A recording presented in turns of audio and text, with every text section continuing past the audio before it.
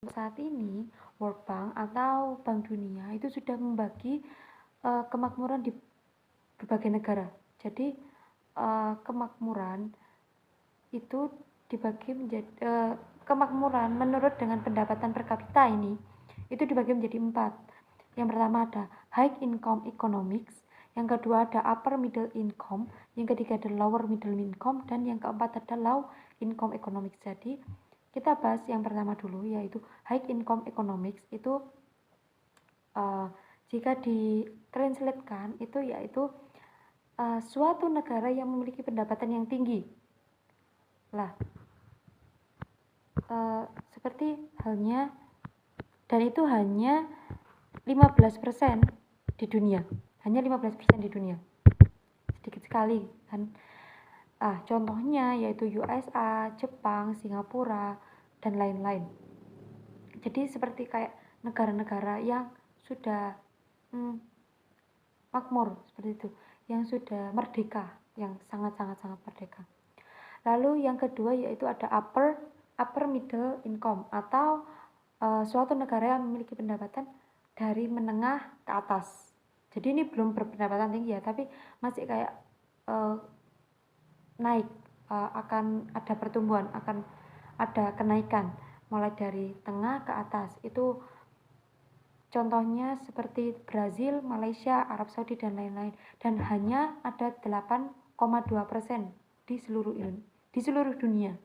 Dunia ini sudah dunia. Lalu yang ketiga ada lower middle income, atau suatu negara yang memiliki pendapatan dari menengah ke bawah. Jadi ini tuh masih dikatakan negara berkembang seperti itu. Lah, dan itu banyak negaranya, dan itu ada 35,3% di dunia. Contohnya negara Indonesia, Thailand, dan lain-lain. Itu kayak ya masih negara berkembang seperti itu. Dan yang terakhir ada low income economics, atau yang berpendapatan rendah. Ini masih rendah sekali, dan itu contohnya seperti Nigeria, Bangladesh, dan masih banyak negara di dunia yang memiliki low income economics ini. Tercatat sebanyak 40,9% di dunia. Lalu kita akan membahas mengenai faktor-faktor penentu pertumbuhan ekonomi. Faktor-faktor penentu pertumbuhan ekonomi itu ada 4. Yang pertama ada tanah dan kekayaan alam, atau biasa kita sebut dengan sumber daya alam.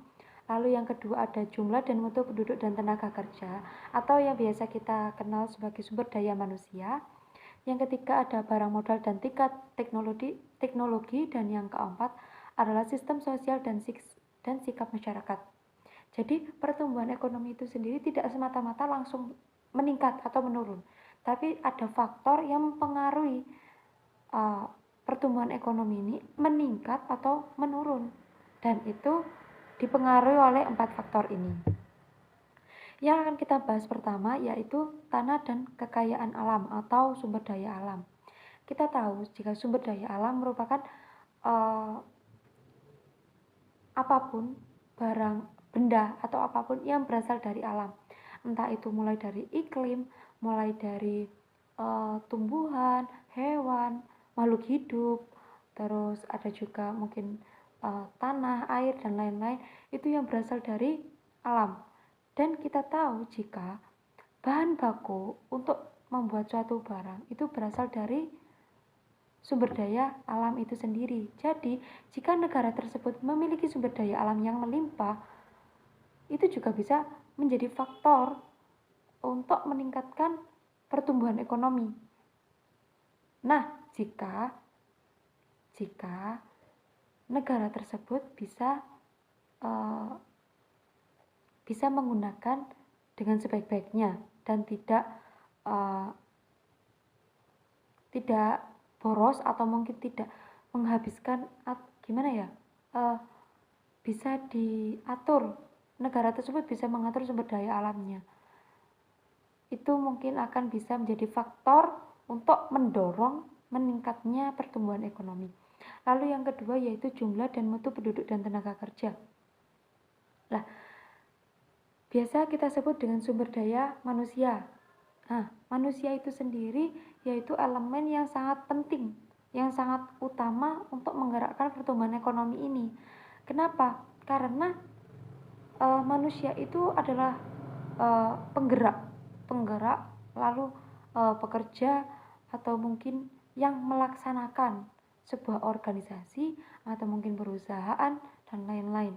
Tanpa adanya manusia, bagaimana barang itu bisa jadi, barang itu bisa diproses, atau mungkin organisasi itu bisa berjalan dengan baik, permasalahan bisa diselesaikan dengan baik, seperti itu.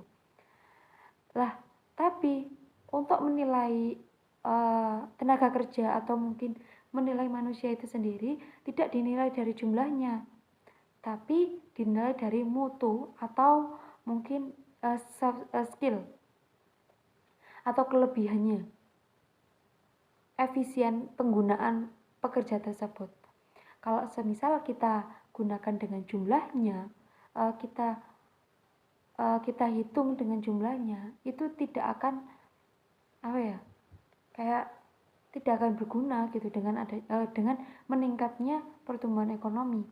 Tetapi jika suatu negara itu bisa mengendalikan manusia-manusia atau mungkin pekerja dengan sebaik-baiknya, dan jikalau bisa itu diberikan fasilitas untuk meningkatkan kinerja atau mungkin meningkatkan skillnya, itu juga bisa menjadi pendorong untuk meningkatkan pertumbuhan ekonomi itu sendiri. Lalu faktor pertumbuhan ekonomi yang ketiga yaitu barang modal dan tingkat teknologi. Jika kita mengatakan modal itu adalah suatu proses pertama seorang pembisnis untuk memulai bisnisnya. Seperti itu. Kita semua tahu jika seseorang ingin membuka suatu bisnis harus ada yang namanya modal. Sehingga untuk selanjutnya itu perusahaan tersebut akan memiliki tabungan atau mungkin memiliki rangkaian keuangan yang terarah, seperti itu. Jadi dikatakan jika adanya tabungan. Kenapa? Karena modal ini kan adalah jumlah uang atau mungkin ya biasanya uang kan ya, lebih seringnya uang, jumlah uang yang tidak bisa dikurangi atau ditambah.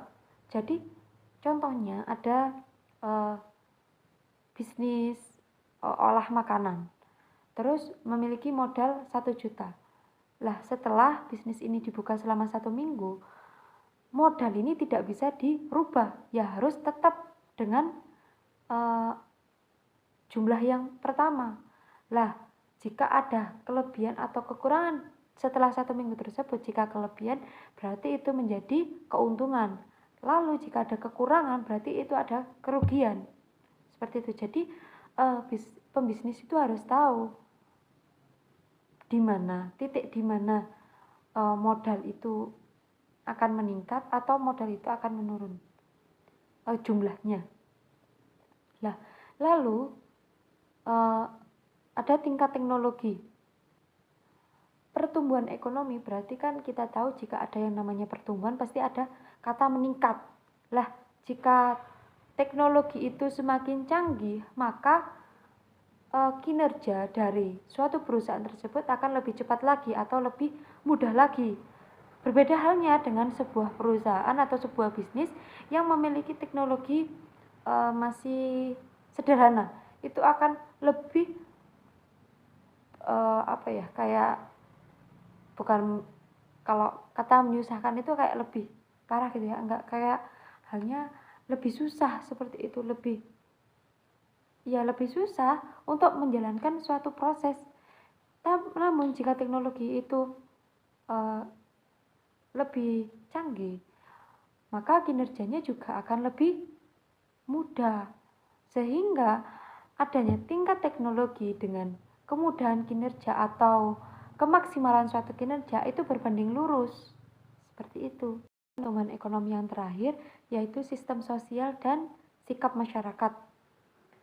Jika suatu negara itu memiliki masyarakat yang tertib hukum atau mungkin memiliki motivasi untuk bekerja yang sangat tinggi atau mungkin memiliki motivasi untuk memiliki kehidupan yang lebih layak, maka suatu negara itu akan mengalami peningkatan atau mengalami pertumbuhan dalam hal ekonomi atau hal-hal yang lain. Karena suatu negara tersebut tidak akan bisa meningkat atau tidak akan bisa naik tanpa adanya dukungan dari sikap masyarakat atau pemerintah itu sendiri. Namun jika masyarakat itu tidak memiliki motivasi yang baik atau mungkin tidak memiliki tidak sesuai dengan tata aturan yang sudah dibentuk, ya mungkin pertumbuhan ekonomi itu akan sulit dan itu akan menjadi penghambat terbesar. Nah, sefatal itu. Dan tidak hanya masyarakatnya saja, tetapi juga pemerintahannya, bagaimana pemerintahan tersebut menjalankan negara itu. Jika saja pemerintah itu banyak orang-orang yang korupsi atau mungkin orang-orang yang melakukan suatu kecurangan, ya itu juga akan menjadi penghambat yang besar bagi pertumbuhan ekonomi tersebut. Lah untuk apa masyarakat itu menjadi baik namun pemerintahannya tidak mendukung? Sama halnya seperti untuk apa pemerintahannya maju terus namun masyarakatnya tidak mendukung, karena dua faktor itu menjadi keterikatan atau saling mendorong, saling menyemangati satu sama lain.